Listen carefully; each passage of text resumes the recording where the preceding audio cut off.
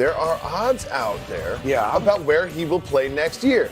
Clearly, the Bills are the favorites, but the idea that there is discussion about other teams acquiring him is interesting. Do you think there's any chance that Diggs is not in Buffalo next year? You know, sometimes you're watching TV, you're listening to the radio, and you hear an advertisement come on for responsible gambling. We've all seen them now, right? Yeah. This is an example of irresponsible gambling. Anyone that would lay money on Stefon Diggs playing somewhere other than Orchard Park, New York. He cannot be traded. He will not be traded. He will be a Buffalo Bill. Period. Stop. Now, you could put up all the other teams up there that you want that he might go to. He ain't going anywhere. He's damn near a $30 million cap hit if he goes somewhere. Now, I know what some of you are saying. Oh, but wait a minute, Craigie. Yeah. What if they redid his deal because the idea of redoing the deal would then allow him to be traded? Not on the table. Stefon Diggs is a Bill, will be a Bill for next year. And I'm not even talking about the ones on Capitol Hill that we used to wake up on Saturday mornings to. Now you're showing your age. With Schoolhouse Rock. I'm talking about the best wide receiver in Buffalo. Now, here's the real rub to me.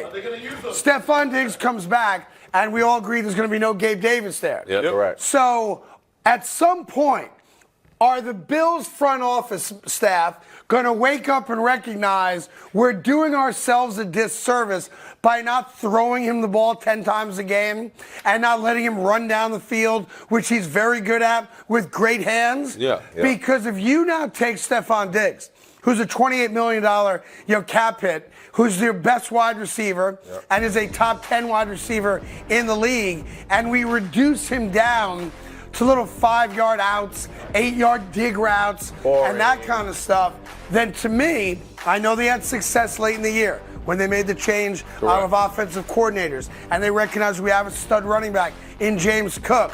If you want to win, this guy has to be a deep threat, and he has to be in the end zone.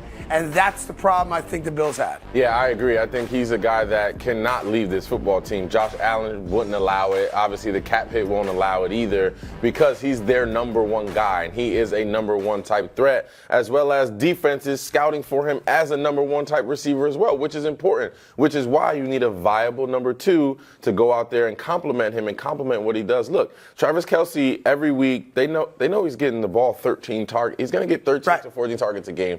And he still manages to get 8 to 10 of them each and every week. Why don't we just look at that film and understand how to get Stefon Diggs within the numbers and get him the football, and then when the opportunities come, he stretches the field and does the long. Now, there are two big names that are probably going to be out there. Mike Evans, of course, out of Tampa. Calvin Ridley, potentially out of Jacksonville. And obviously, everyone's going to want them.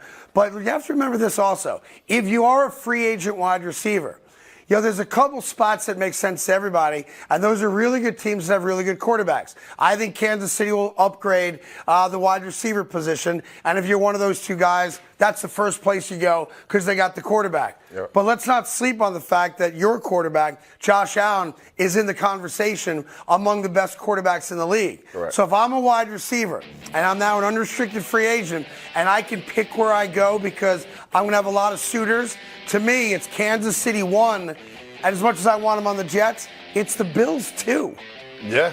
Yeah, listen, I don't know. I mean, in reference to Diggs, man, I have trouble believing in where he is right now because there were times during this season where he wasn't on the field on third down. Yep. And the emergence of this new offense went through James Cook. When they were 5-5, the offense went through Stefon Diggs. Correct. And they was a shell of themselves. So as much as you want to believe in what he can do, the fact is he's not the same guy. This offense only thrives when it's James Cook, Knox, and Dawson. And because of that control, Josh Allen is a better quarterback. You go back to that last game in Buffalo, in the playoff game against Pittsburgh, he had a couple big drops that could have cost him a game if the other side had a more competent quarterback. So you can believe in him.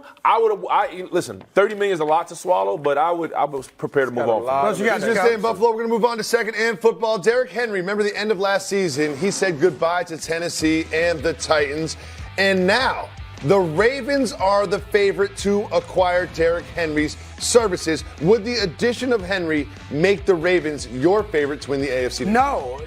Why not? And here's why. They already had the best running attack in all football last year. So, again, I have great respect for Derrick Henry. He's also got a boatload of mileage on him, and he's not the guy he was even 2 or 3 years ago. And I'm not knocking him. He's a great running back, and he's probably a Hall of Famer as well.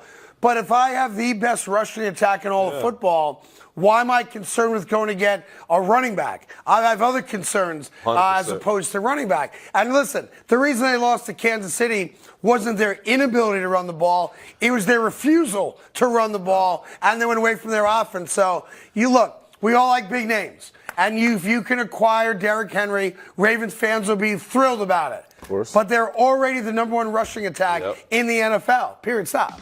Yeah, I'm with you, Craig. Like, listen, you can fall in love with the big name all you want, but the bottom line, they have major issues. Like, you got to believe in Eric DeCosta, the GM for the Ravens. He understands the checklist. The checklist is, I got to resign Matabikwe. I got to get McQueen back. I almost said McQueen. I got to get McQueen back in the building. And Zeitler, our left guard, he needs to be resigned. Yeah. So you can talk about all these running backs you want. Derrick Henry is a good running back, but at the end of the day, he gets 20 touches a game. Of course he's going to have the numbers and stats. And by the way, he has to get 20 touches a game to put up the numbers, because as much as he does have breakaway speed at times, he's more of the plotting back where you get the defense soft in the fourth quarter and then you bully them with Derrick Henry. And again, all due respect, because he's a great player, and for my money should be in the Hall of Fame when it's all said and done. But the Baltimore Ravens do not need another running back. The Baltimore Ravens were a perfect example of running backs by committee, because it was Dobbins went down, and there was Mitchell, and then he went down, and then it was Justice Hill, and then it's Gus Edwards. It just seemed like whoever they had back there was successful, so they don't need to go out and spend a lot of money on someone like Derrick Henry. And by the way, they're most likely going to lose Odell Beckham, right? And they're going to have to figure out what they want to do for their number 3 wide receiver. Tight end, they're locked, obviously, with Likely and Andrews. Likely, who had a great year with Andrews going down. And Andrews, of course, comes back, but Willie's right.